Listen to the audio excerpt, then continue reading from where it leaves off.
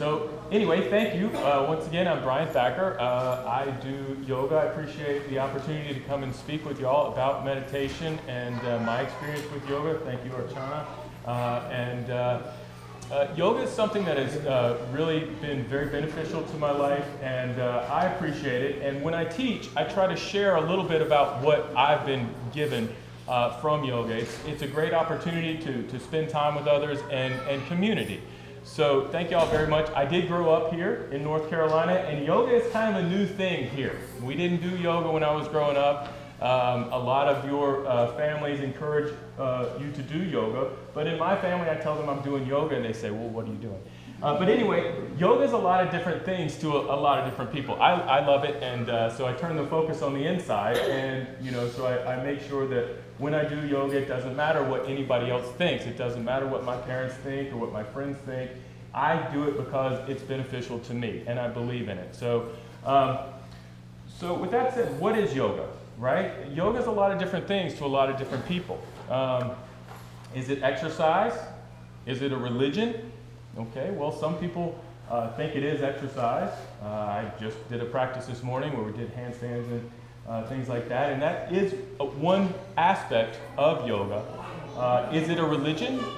Well, in the Bhagavad Gita, Krishna tells Arjuna to do yoga to come to terms with his dharma and the issues that he has with the things that he has to do. So if you are practicing Hindu, Krishna recommends doing yoga to help you to come to terms with things. I have a confession to make. I'm a Christian, but I love yoga. When I have issues in my life, I do pray. I do read the Bible. But as important is my yoga practice, my breathing, my meditation, as well as the physical postures to maintain my health in difficult times. So the yoga that we practice today is based on Patanjali's Yoga Sutras, right? There are 8 limbs. Okay, the asana is just one of those limbs. The limbs that we're going to go over today are the pranayama, which is the breathing techniques, as well as the dharana and dhyana, which is meditation and focusing the mind. So yoga, as defined by Patanjali, is a process by which you unite the mind and the body. Okay, so yoga does a couple of things for me. I live by myself in the woods. I did a lot of work on the computer, and I didn't necessarily need to communicate with other people. But yoga for me allows me to approach other people in a loving way. Okay, yoga to me is an expression of caring for other people. I know that the founder of this community did a lot of work as far as social justice and equal rights among all people. When I see other people, I don't see different people that I like or dislike. I don't see man, woman. I don't see a particular religion. I don't see a particular race. What I see is a person that I inherently love. Okay? It is difficult in this country, in this society, to express that comfortably. There's a lot of agendas that go on. So when I'm meeting with somebody with yoga, for me, one of the things that yoga does, it allows me to express love with other people. And other people can express love with me. There is always love involved whenever we do yoga. So that's the external part. The internal part is the part where you're going to be doing work on yourself. And that's where I focus on myself when I do the meditation and the practice. I don't worry about what my parents think or what. I love my parents, don't get me wrong. They just don't do yoga. And they don't quite understand my yoga practice. But it's an internal process, okay? So yes, it does help me to connect with others, but it's also an internal process. So what we're going to do now, we're going to start off with a breathing technique, okay? So the breathing techniques, we're going to do a breathing technique, and then we're going to do a meditation. And then we're going to do a breathing technique and a meditation. We're just going to do 5 minutes, okay? Each one of these individual techniques you can take apart and use them at any time, okay? They're going to have different benefits for you. You can do them seated in a nice comfortable position here. You can do them lying on your back. You can do them seated on a chair. But first off, we'll just start in a comfortable seat, sitting up tall. Pratyahara is the withdrawal of the senses, okay? That's one of the limbs of yoga. And that's what we do that's what we're going to start to do when we meditate. We're going to withdraw our senses and turn the focus to the inside. So we're going to start to focus on our breath. Trying to clear your mind is very difficult. So doing pranayama is going to help you clear your mind. So we're going to start off with a technique called breath retention. So everybody sit up tall. Relax your jaw, relax your shoulders, maybe a nice soft gaze, or close your eyes if you'd like to, and just begin to notice. Notice what's happening in the present moment. Your mind runs wild all the time. You're thinking about all these things. A lot of times, things aren't happening right here in the present moment. So if you have thoughts that come into your mind that happened earlier today, maybe somebody said something or did something to you, just acknowledge those thoughts, let them go. Any worry or concern about something that's going to happen in the future, just let that go as well. That's withdrawing the senses and turning the focus to the inside. We're going to start with this breath retention. Take a deep breath in, filling up your lungs. And then exhale, release. Emptying your lungs completely. Breathing in and out through your nose. Slow and steady. Deep breath in. Exhale completely. Now the benefits of this particular breathing technique is we're expanding the capacity of the lungs. Deep breath in. You're slowing your breathing and you're deepening your breathing. Exhale, release. Deep breath in, feeling the rib cage expand, rising up. Exhale, release. Now we're going to slow it down even more on a 4 count. So breathe in on a 4 count. 1. Slow and steady. 2. You're controlling the breath. It's not controlling you. 3. 4. Fill up your lungs. And exhale. 4. We're slowing everything down. 3. Separating your meditation from the rest of your life. 2. 1. Empty your lungs. Inhale. 1. 2. 3. 4. Fill up your lungs. Exhale. 4. Slowing everything down. 3. 2. 1. Empty your lungs completely. Now we're going to add the breath retention. So hold your breath at the top and at the bottom. Inhale. 1. We're slowing it down and increasing the capacity of our lungs. 2. 3. 4. Fill up your lungs and hold.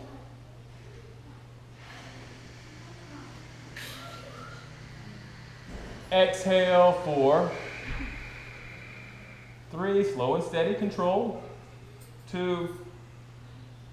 1. Empty your lungs and hold. Just half the time.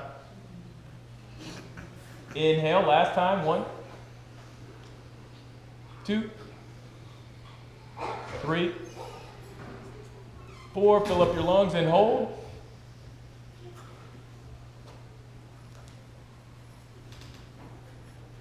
Exhale. 4. 3. 2. 1. Empty your lungs and hold. Okay, back to normal breathing. Now we'll meditate for about 5 minutes. You can meditate for as long as you'd like to. I'm going to not talk as much. You can do guided meditation, but after the breathing exercise, focus on your thoughts. Again, you're monitoring your quality of your thoughts as you turn the focus to the inside. You're withdrawing your senses, pratyahara. So, nice, calm, steady breath. Maybe your mind, you notice that it's a little bit calmer now than before the breathing exercise. And as thoughts come into your mind, just like any of the other postures or yoga exercises, meditation is a practice. The more you do it, the better you'll get. As thoughts come into your mind, acknowledge them, let them go. Turn the focus back into your breathing. That's what's happening in the present moment. Relax your jaw. The longer you meditate, the more different thoughts will come into your head. Just acknowledge those thoughts. It's going to happen. And release them.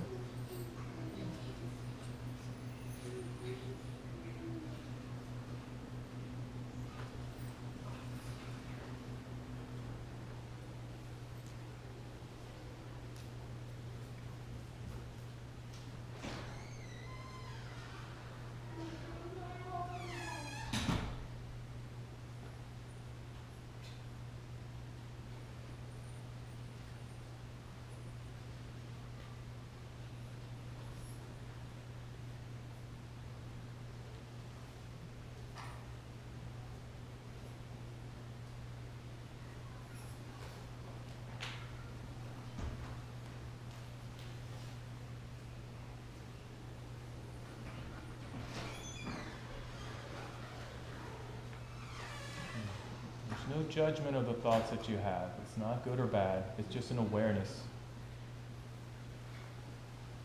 We're trying to completely withdraw.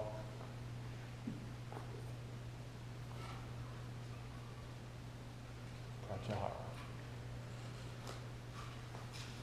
Turn the focus to the inside with each breath.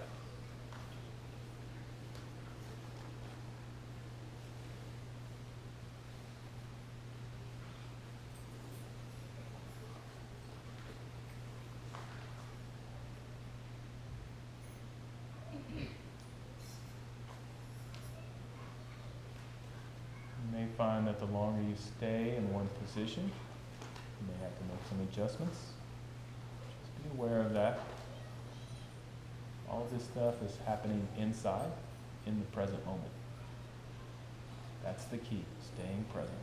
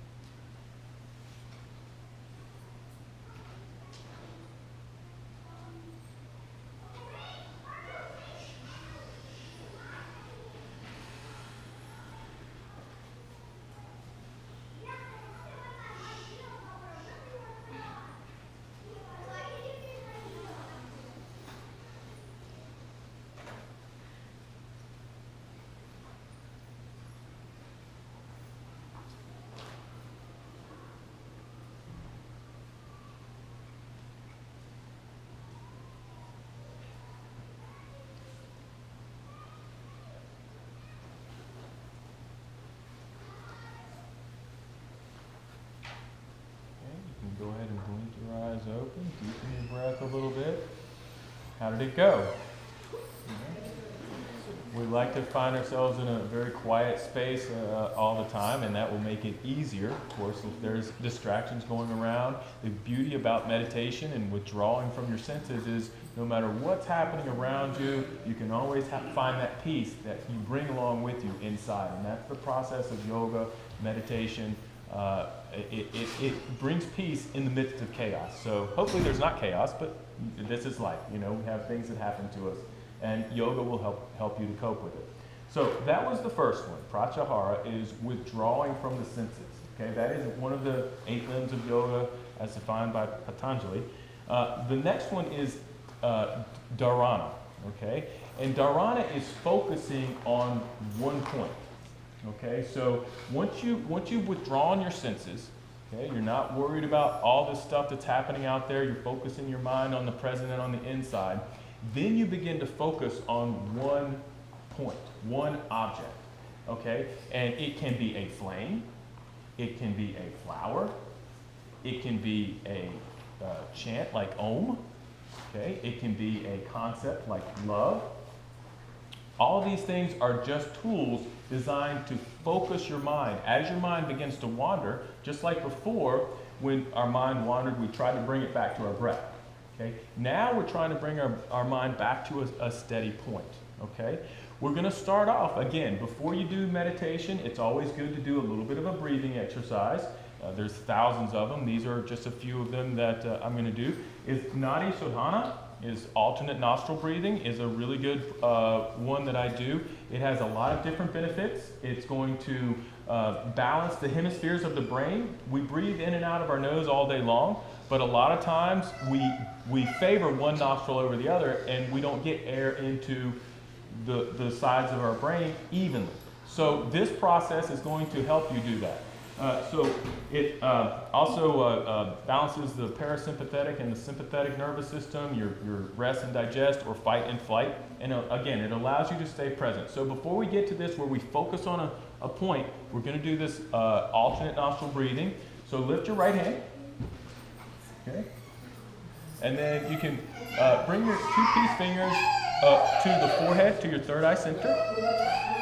And then your right thumb goes to your right nostril. And exhale everything out of your left nostril. All right, and we'll begin here. Inhale through your left nostril, filling up your lungs completely. Close the left nostril with the ring finger and the pinky finger. Exhale through the right nostril. Completely empty your lungs. Inhale through the right nostril. Filling up your lungs. Closing the right nostril with your thumb. Exhaling through the left nostril. Completely empty. Slowing down your breathing. Inhaling through the left nostril. Filling up your lung. Closing the left nostril. Exhaling through the right. Your eyes can be open or closed. Inhale through the right nostril. Close the right nostril with your thumb. Exhale through the left. All right, that's 2 rounds. Inhale through the left nostril. Closing your left. Exhale through the right. Completely empty. Inhale through the right nostril. Close the right. Exhale through the left. All right, one more round. Inhale through the left nostril. Close the left. Exhale through the right. Inhale through the right nostril. Close the right. Exhale through the left. All right, now releasing your hand. Notice your mind. Right? Notice your thought process. Maybe your mind's a little clearer or calmer. Time to focus on that one point, any one that you choose. Just dharana, trying to have a focus so that as your mind begins to wander, you stay in the present moment. Do this for about 5 minutes, and again, trying to focus on the inside was the first step. Focusing on one object or concept is this step. So a flame, or a flower, or a concept like love. Maybe you can repeat love to maintain that focus. Maybe Om, repeating Om to maintain that focus. And again, there are guided meditations, but I'm going to leave this moment in silence for you to focus on your thoughts and practice your meditation. And just be aware of your mind. Where does it go when it goes outside of what you're focusing on? Just be aware. It's not a judgment. It's not good or bad.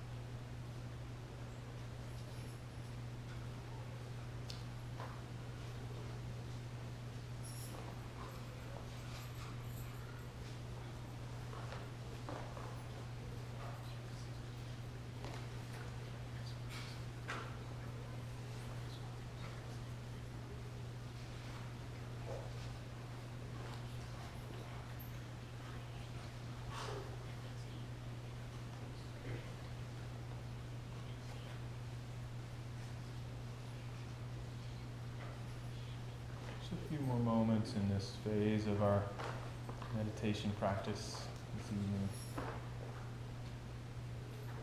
Maintaining your focus.